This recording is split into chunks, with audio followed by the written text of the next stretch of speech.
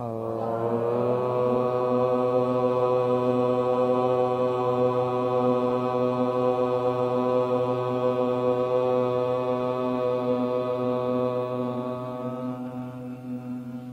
अग्नि प्रज्वलनम।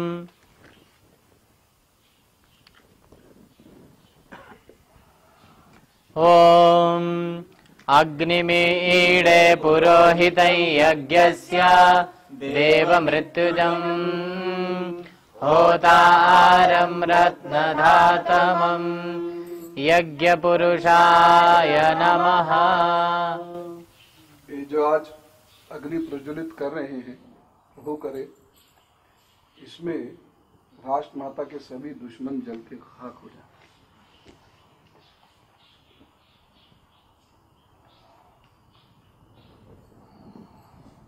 ओम ह्रीं बगलामुखे सर्वदुष्टानां वाचं मुखं पदं स्तम्य जिह्वा कीलय बुद्धिविनाशाय ह्रीं ओम स्वाहा।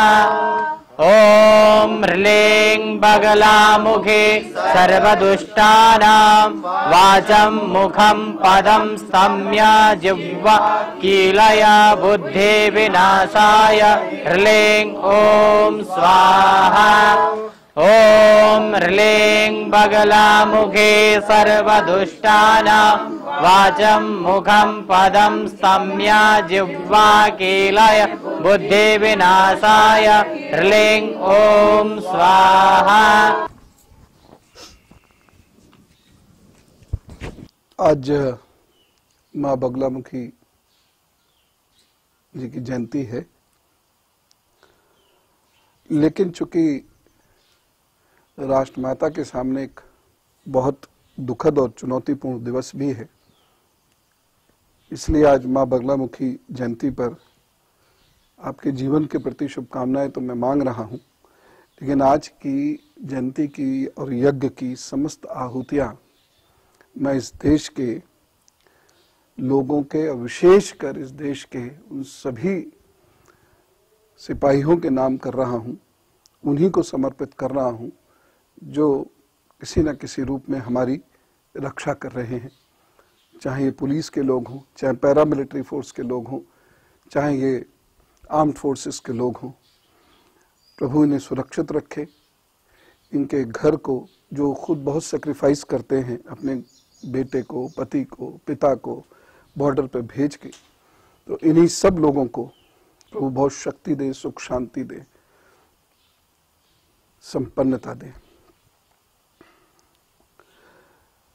आज मन बड़ा व्याकुल है और मैं आपसे कुछ खास बात करना चाहता हूं और मेरी बात को बुद्धि से सोचिएगा।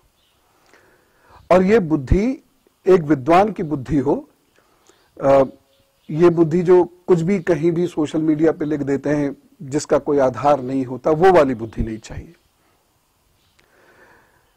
मेरे मन का जो आक्रोश है, उस आक्रोश के प्रतिफल के रूप में या अपने आक्रोश को व्यक्त करने के रूप में मैं पाकिस्तान का झंडा जलाना चाहता हूं। अब आप में से बहुत सारे लोग ये सोच सकते हैं, या जो बहुत सारे लोग ऐसा सोच सकते हैं, पाकिस्तान का झंडा जलाने से क्या इस मुसीबत का हल हो जाएगा। बहुत सारे लोग ये लिखते भी हैं कि पाकिस्तान का झंडा जलाने से क्या होगा। और बड़े दुख की बात है, मैं एक पोस्ट पढ़ रहा था जिसमें ये लिखा था, क्योंकि मैंने अपना ये विचार ट्विटर पे भी व्यक्त किया कि अगर पाकिस्तान का झंडा जलाना ठीक है तो इसका मतलब जो नक्सलाइट कर रहे हैं वो भी ठीक है, जो ISIS के लोग कर रहे हैं वो भी ठीक है। यूं तो शर्म उसे आनी चाहिए, लेकिन आप मुझे भी गई, मुझे ही आई, उसको तो आई या नहीं आई पता नहीं, क्योंकि वो तो यही कह रहे थे कि उनका विवेक जागृत है, उनका विवेक उनको ये कहता है कि झंडा नहीं जलाना चाहिए। ये अपमान है। सम्मानित व्यक्ति का अपमान करना तो समझ में आता है, अपमानित व्यक्ति का अपमान क्या। जो व्यक्ति मानवता का सम्मान नहीं कर रहा, आप उसके अपमान की चिंता कर रहे हैं, अपनी राष्ट्रमाता के विरुद्ध बोल रहे हैं। दूसरी बात, बहुत सारे लोग कहेंगे क्या ये हल है? मैं भी कहता हूं ये कोई हल नहीं।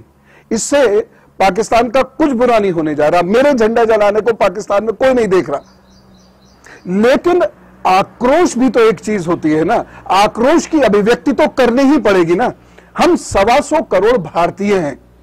अगर 125 करोड़ भारतीयों का आक्रोश निकले, हां, मैं 2 बातें हमेशा कहता हूं, ना तो कभी विनम्रता खोनी चाहिए और ना कभी कानून के विरुद्ध जाना चाहिए। जो हमारी सरकार, हमारा संविधान कहता है, हमें उसका अक्षरशः पालन करना चाहिए। लेकिन आक्रोश की अभिव्यक्ति बहुत महत्वपूर्ण है। यह बहुत बड़ी जनता है जो हमेशा ये कह देती है ये सरकार का कार्य है, ये सरकार को करना चाहिए। सरकार के बहुत सारे कार्य हैं, लेकिन सब कार्य सरकार नहीं कर सकती। यदि हम सरकार का साथ नहीं देंगे, कोई भी XYZ सरकार हो, हम उसका साथ नहीं देंगे तो काम नहीं बनेगा। उदाहरण के लिए स्वच्छता में लेता हूं। अगर 125 करोड़ लोग ये तय कर ले कि हम कूड़ा फैलाएंगे, तो सरकार चाहे कितनी भी सक्रिय क्यों ना हो, वह गंदगी को नहीं रोक सकती। सभी लोगों को सक्रिय होना पड़ता है। भारत केवल सरकार की जिम्मेदारी नहीं है, मेरी राष्ट्रमाता मेरी भी जिम्मेदारी है। वो ये बात ठीक है, शक्तिशाली है, उसके पास संप्रभुता है, सोवरेनिटी की ताकत है उसके पास। मैंने जो उसे अपनी सोवरेनिटी सौंपी है, उसकी शक्ति उसके पास है। उसके पास शस्त्र चलाने की शक्ति है, वह निर्णय लेने की शक्ति है, बहुत सारी शक्तियां उसके पास है। लेकिन हमारे पास, मेरे पास, आपके पास, हर भारतीय के पास एक बहुत महत्वपूर्ण शक्ति है, और वो शक्ति का नाम है पब्लिक ओपिनियन। लोग सोचते क्या हैं किसी देश के, और जो सोचते हैं उस पर उनकी प्रतिक्रिया क्या होती है, इसकी धमक ना केवल पड़ोस बल्कि यूनाइटेड नेशंस तक पहुंचती है। आप ये देखिए, हम भारतीय बोलते नहीं हैं। उनके देश में, पाकिस्तान में बच्चे मरे, भारतीयों के मन में करुणा का जागरण हुआ सही था, क्योंकि हमारी ये संस्कृति है, हमें ये संस्कार मिले हैं। लेकिन ये इसका अर्थ ये नहीं है कि हम इतनी शांति की बात करें कि लोग हमें कायर समझने लगे। पाकिस्तान ने हमें कायर समझना शुरू किया। उसे ये मालूम चल गया मेरे यहां कुछ भी होगा, ये अपने अपने घरों से निकल के आएंगे और दीपक जलाएंगे, लेकिन मैं इनके यहां इनके सैनिकों के लिए कुछ भी कर दूंगा, ये अपना आक्रोश तक अभिव्यक्त नहीं करेंगे।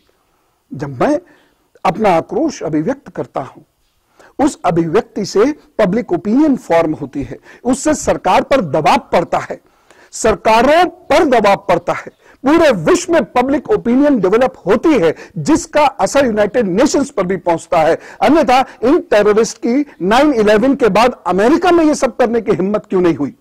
क्योंकि वहां की सरकार और लोग दोनों जागृत हैं। केवल सरकार के जागृत होने से कुछ नहीं होगा, केवल लोगों के जागृत होने से कुछ नहीं होगा। इसलिए मुझे मेरे आक्रोश की अभिव्यक्ति तो करनी ही पड़ेगी।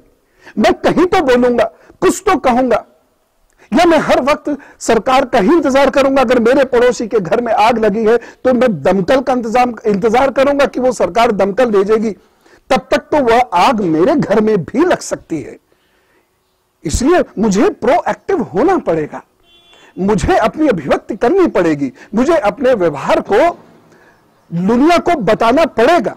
यह बेहद आवश्यक है।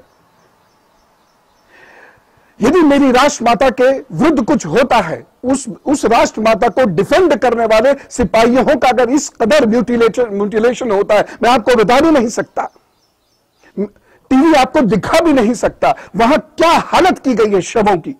और इस पर भी यदि कोई कहता है चुप रहो, तो वह व्यक्ति कायर है।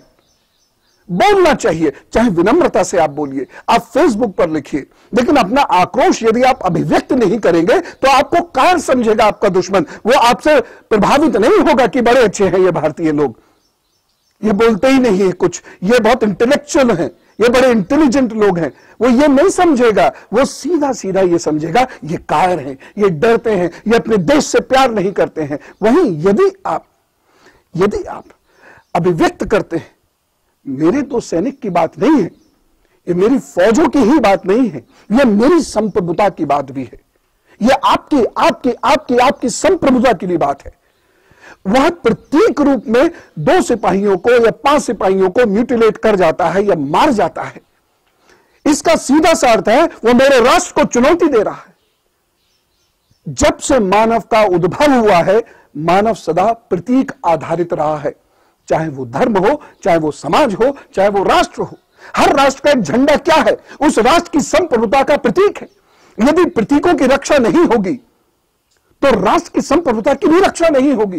क्यों ऐसा हुआ कि हमने 15 अगस्त 1947 को ब्रिटिश फ्लैग को नीचे किया, अपना फ्लैग ऊपर किया? रहने दे तो उसका फ्लैग, लेकिन वो संप्रभुता का प्रतीक है, पाकिस्तान की संप्रभुता का प्रतीक है, पाकिस्तान के सम्मान का प्रतीक है, पाकिस्तान का झंडा। और मैं उसका सम्मान नहीं करता, उसको यह बताना चाहता हूं। और जैसे मैं बताना चाहता हूं, आप भी बताइए, आप भी बताइए, आप भी बताइए। फेसबुक पर, सोशल मीडिया पर मान लीजिए कि अगर 100, 150, 100, 125 करोड़ लोग ये बताने लगेंगे तो दुश्मन के पैर कांपने लगेंगे, फौजियों का दिल 10 गुना हो जाएगा, यूनाइटेड नेशंस तक बात पहुंचेगी, अमेरिका और रशिया भी आपकी बात सुनेंगे। इंटरनेशनल ओपिनियन जब तक आपके फेवर में नहीं आएगी, आप इंटरनेशनल टेररिज्म को नहीं रोक सकते। यह मैं बता रहा हूं, और इसलिए नहीं बता रहा हूं कि मैं एक सामान्य सोच रखता हूं, मैं इसलिए बता रहा हूं कि मेरे इस पर शोध है, डिफेंस पे मेरा शोध है। मैं इसलिए आपसे कह रहा हूं, ये चीजें ऐसे नहीं रुकेंगी। आप जाइए अफसरों से पूछिए, आप जाइए रक्षा विशेषज्ञों से पूछिए, वो वही बात कहेंगे जो मैं आपसे कह रहा हूं। एक मैं डिसर्टेशन लिख रहा था, डिफेंस वर्सेस डेवलपमेंट, और उसमें हम ब्रिटेन वुड्स का उदाहरण देते हुए ये लिख रहे थे कि या डिफेंस या डेवलपमेंट, और जो देश डिफेंस में पैसा लगाएगा वो डेवलपमेंट से दूर हो जाएगा। लेकिन उस शोध को करते करते मुझे ये समझ में आ गया कि यदि मैंने अपने आप को डिफेंड नहीं किया तो मेरा डेवलपमेंट समाप्त कर दिया जाएगा। प्रोग्रेस और पेरिश, और जब आप प्रोग्रेस करते हैं तो पेरिश होने से बचते हैं, लेकिन कब? जब आप अपनी प्रोग्रेस को डिफेंड कर सकते हैं। पाकिस्तान सीधा हमला नहीं करेगा, कभी भी आसानी से नहीं करेगा, कायरता का पर्याय नहीं है। ये श्री कृष्ण का वो शब्द मैं अपने जीवन में कभी नहीं सुनना चाहूंगा जो उन्होंने अर्जुन को 2वें अध्याय में डांटते हुए कहा था, क्लैव्य नपुंसक मत बन। इसीलिए मैं अपने आक्रोश की अभिव्यक्ति कर रहा हूं, ये जानते हुए इससे कुछ नहीं होगा, मुझे सेटिस्फैक्शन मिलेगा कि मैंने कुछ तो किया अपने सिपाहियों के लिए। मैं उन्हें खामोखा में याद करके 2 सेकंड के लिए या फेसबुक पर लिखकर नहीं बैठा। मैंने आप लोगों के साथ जुटकर मिलकर कुछ तो किया, जो मैं कर सकता हूं मैंने एटलीस्ट किया तो सही। बहुत सारे लोग कहते हैं यहां करने से क्या होता है, तो वो ये भी बताएं फिर कहां करने से होता है। क्या मैं बॉर्डर में जाऊं? क्या मुझे फौज बॉर्डर पे आने देगी? क्या मुझे कोई हथियार थमा देगा? हम कुछ तो सेंस की बात करें। लोग कहते हैं बॉर्डर पे जाके दिखाओ। हां, मैं तो जाकर दिखा दूंगा, लेकिन क्या बॉर्डर के लोग मुझे ले लेंगे? क्या फौज मुझे ले लेगी? क्या मैं वो ट्रेनिंग कर पाऊंगा? क्या मेरी आज ऐसी उम्र है कि मैं एसएसबी क्लियर करके और आईएमए वगैरह में ट्रेनिंग ले लूं और फिर वो हथियार उठा लूं? मजाक थोड़ी है वो सारी चीजें। तो हम जिस स्तर पर जो कर सकते हैं, आक्रोश अभिव्यक्त करने के लिए, नाराजगी अभिव्यक्त करने के लिए, प्रसन्नता अभिव्यक्त करने के लिए, शाबाशी देने के लिए, सभी भावों को एक्सप्रेस करने के लिए, अभिव्यक्त करने के लिए हम कुछ तो करें। कम से कम मुझे आज ये सेटिस्फैक्शन है कि मैं बातों के जालों से निकलकर कर्म के पहले पायदान पर खड़ा होकर कुछ कर रहा हूं। आप लोगों को भी हृदय से जरूर अच्छा लग रहा होगा, मैंने कुछ तो किया। लोग से बातें कर रहे हैं, सोशल मीडिया पर चैट कर रहे हैं, हम कम से कम इस तपती धूप में बैठकर अपने सिपाहियों की तपन को महसूस तो कर रहे हैं। आपको अच्छा लगेगा, आपको अच्छा लगेगा कि आज जिस बगलामुखी की उपासना से आप अपने निज जीवन के शत्रुओं को चित करके सौभाग्य प्राप्त कर सकते हैं, आज आपने वो सारी साधना अपने सिपाहियों को समर्पित कर दी। जो जो कर सकता है उसे वो तो करना चाहिए। अगर किसी के पास बड़ा शीशा ना हो तो क्या छोटे शीशे में भी चेहरा ना देखे वो अपना? जिस पे जो हो, जो संसाधन हो, उस संसाधन का उपयोग करते हुए उसे कुछ तो करना चाहिए। हमारे पास कुछ धन नहीं होता, फिर भी हम बड़ी नौकरी करके बड़ा पैसा प्राप्त करना चाहते हैं कि नहीं चाहते? तो वही भाव राष्ट्र के लिए क्यों नहीं आता? उसमें क्यों लोग खामखा के प्रवचन देना शुरू कर देते हैं, ये करते हैं, वो करते हैं, सरकार ये करे, सरकार वो करे। करेगी सरकार, जो करना है करेगी, और जो नहीं करना है वो पब्लिक ओपिनियन करा लेगी। मत भूलिए, अभी कुछ समय पहले ही जो सर्जिकल स्ट्राइक हुई थी, उसका बहुत बड़ा कारण पब्लिक ओपिनियन थी। जो लोगों ने शोर मचाना शुरू किया फेसबुक से, चौराहों पे खड़े होकर। मुझे भी इस बात का एक संतोष है कि मैं भी अनेक चौराहे पर खड़े होकर शोर मचा के आया था। मुझ जैसे कई सौ करोड़ों लोगों ने वो शोर मचाया, फेसबुक पर लिखा, सरकार दबाव में आई, सर्जिकल स्ट्राइक हुई। अभी भी हो सकती है। तो लोगों का दबाव, लोगों की ओपिनियन, ये बहुत मैटर करती है। हर व्यक्ति सब कुछ नहीं कर सकता, लेकिन वो कुछ तो कर सकता है। वो ही कुछ करके दिखाए। जब राष्ट्रमाता के विरोधी अपने घर पर भारत के अंदर रहते हुए पाकिस्तान के झंडे टांग सकते हैं, तो क्या भारत माता के समर्थक अपने घर में एक छोटा सा झंडा पेंट करके पाकिस्तान लिखकर जला नहीं सकते? हम दुनिया की नजरों में शांत हो, यह अच्छा है। दुनिया की नजरों में हम विद्वान हो, यह अच्छा है। लेकिन दुनिया की नजरों में कायर हो, यह अच्छा नहीं। इसलिए शांति को कायरता का पर्याय मत बनाइए। पूर्ण विनम्रता के साथ, संविधान के दायरे में रहते हुए, संवैधानिक भाषा का प्रयोग करते हुए आक्रोश की अभिव्यक्ति आवश्यक है। ये केवल सरकार का भारत नहीं है, ये केवल राजनेताओं का भारत नहीं है, ये मेरा और आपका भी भारत है। और इसकी रक्षा सुरक्षा का दायित्व तो मुझ पर भी है, आप पर भी उतना ही है जितना राजनेताओं और सरकार पर है, जिससे जितना हो सके। इसीलिए मैं ऐसे सभी बुद्धिजीवियों से, विवेकशील लोगों से और ज्ञानी जनों से यह कहना चाहता हूं कि तुम्हारे प्रतीक पर हमला हुआ है। तुम बॉर्डर पर जाकर आर्टिलरी फायर नहीं कर सकते, लेकिन उसके प्रतीक पर तो हमला कर सकते हो। उसके लिए तो कहीं कुछ लिख सकते हो, कहीं कुछ बोल सकते हो। अपने जवानों को, उनके परिवारों को सांत्वना तो दे सकते हो कि देखो, हम कार्मिक लोग हैं, हम कर्म से कह रहे हैं, हम कर्म करके कह रहे हैं कि हम तुम्हारे साथ हैं। मैं बड़ा भावुक हो जाऊं, मैंने बॉर्डर्स देखे हैं, मैंने वहां की तपिश, वहां की ठंड देखी है। वो झाड़ियों में जिस तरीके से रहते बैठते हैं, जिसको हम सोच नहीं सकते, मैंने उसको देखा है। इसलिए कह रहा हूं, उसको उस वक्त तीन चीजें सबसे ज्यादा, चार चीजें कहनी चाहिए, सबसे ज्यादा चाहिए होती हैं। पहली, वो जो नारा लगाता है अपने ईश्वर का, जिसको भी वो मानता है। दूसरी, उसके कमांडेंट की प्रशंसा। तीसरी, उसके घर से आई हुई कोई चिट्ठी या फोन। और चौथी, देश उसके बारे में क्या कह रहा है, देश सड़क पर निकल के आया कि नहीं, वो ये बात करते हैं, वो भी टेलीविजन पर देखते हैं। देश में भारत माता की जय हो रही है कि नहीं, ये वो भी देखते हैं। इसलिए मेरा सिपाही वो इस देश की सार्वभौमिकता और संप्रभुता का प्रतीक है। यदि उस पर हमला है तो हम दूसरे की संप्रभुता के प्रतीक पर हमला करके ये संदेश देंगे कि 125 करोड़ भारतीय तुम्हें नापसंद करते हैं, सख्त नापसंद करते हैं। ऐसा नहीं हो सकता कि हम बॉर्डर पर लड़ें, फिर खेल भी उसके साथ खेलें, फिर हमारे लोग उसके साथ व्यापार में भी लिप्त हो जाएं, फिर उसे मोस्ट फेवर्ड नेशन का दर्जा भी दे दें, फिर लड़ें, फिर हमारे कुछ लोग मरें, तो फिर हम उनके लिए शुभकामना संदेश लिखें, श्रद्धांजलि संदेश लिखें। यह नहीं होगा। और यह कब होगा? जब हर व्यक्ति जो कर सकता है, जितना कर सकता है, संवैधानिक दायरे में रहते हुए अपनी भावनाओं, अपने आक्रोश की अभिव्यक्ति करे। मां बगलामुखी को फिर से प्रणाम करता हूं।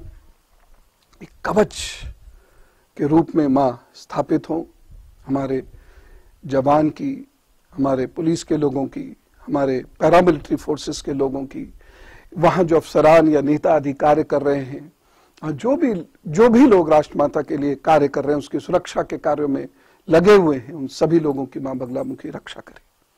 भारत माता की जय, भारत माता की जय, भारत माता की जय, भारत माता की जय, भारत माता की जय, भारत माता की जय।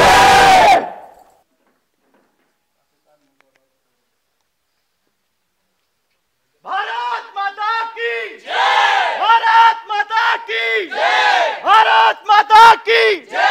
पाकिस्तान मुर्दाबाद, पाकिस्तान मुर्दाबाद, पाकिस्तान मुर्दाबाद, पाकिस्तान मुर्दाबाद, पाकिस्तान मुर्दाबाद, पाकिस्तान मुर्दाबाद, पाकिस्तान मुर्दाबाद। भारत माता की जय। वंदे मातरम, वंदे मातरम, वंदे मातरम, वंदे मातरम, वंदे मातरम, वंदे मातरम, वंदे मातरम, वंदे मातरम, वंदे मातरम।